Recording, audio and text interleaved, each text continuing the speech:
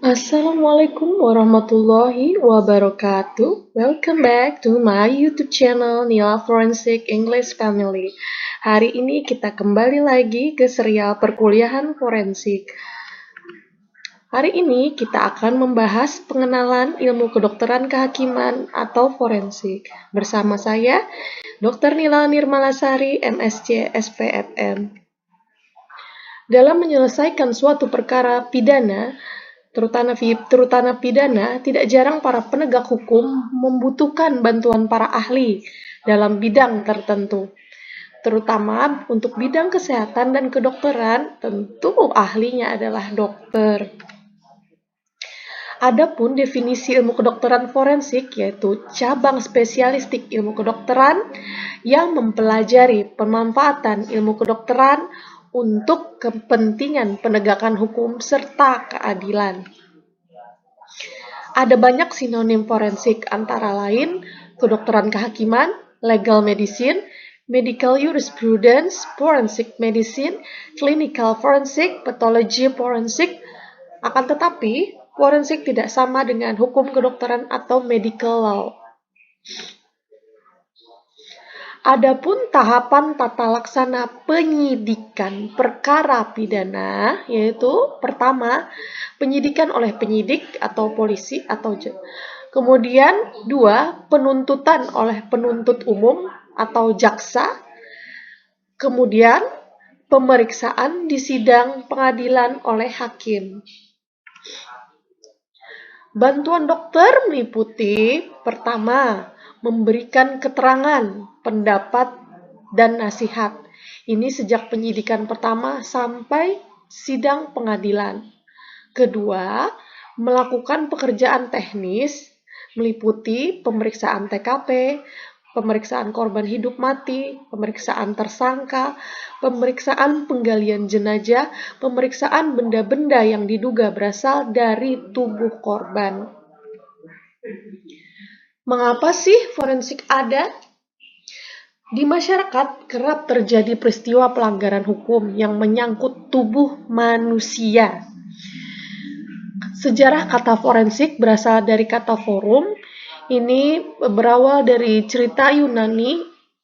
Jadi pada saat dahulu pada zaman kerajaan Yunani terjadi peristiwa pembunuhan yang dilakukan pengeroyokan ya dilakukan oleh tentu saja karena pengeroyokan dilakukan oleh banyak orang. Jadi di sana di forum dilakukan suatu forum untuk memutuskan siapa sebenarnya pelaku dari penusukan yang paling mematikan.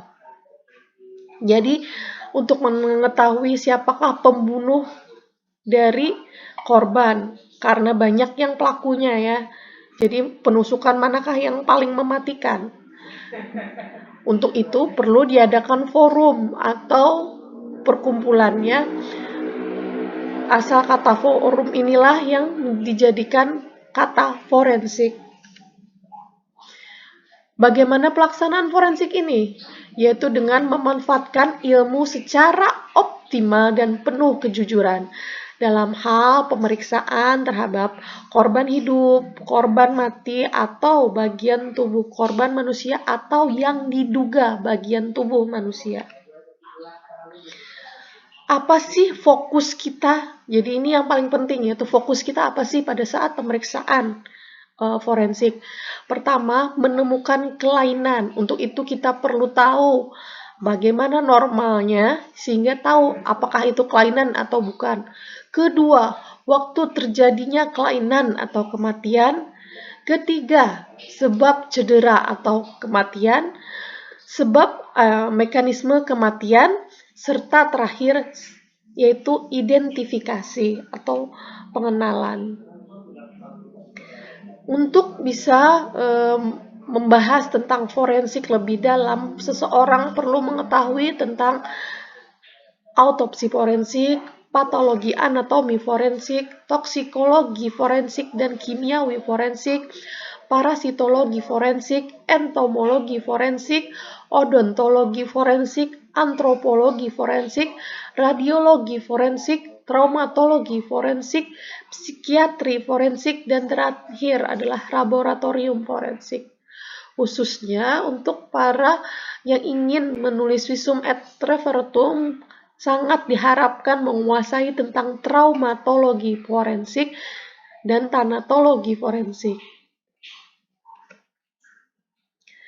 Dasar-dasar hukumnya ada banyak, silahkan untuk isinya lebih dalam bisa di-browsing oleh netizen sekalian. Saya hanya membacakannya, yaitu Kitab Undang-Undang Hukum Acara Pidana, Pasal 7 Ayat 1, Pasal 65, Pasal 108, Pasal 120, Pasal 133, Pasal 134, 135, 170, 180, 184, dan 186. Kemudian Kitab Undang Hukum Pidana pasal 222 dan pasal 224.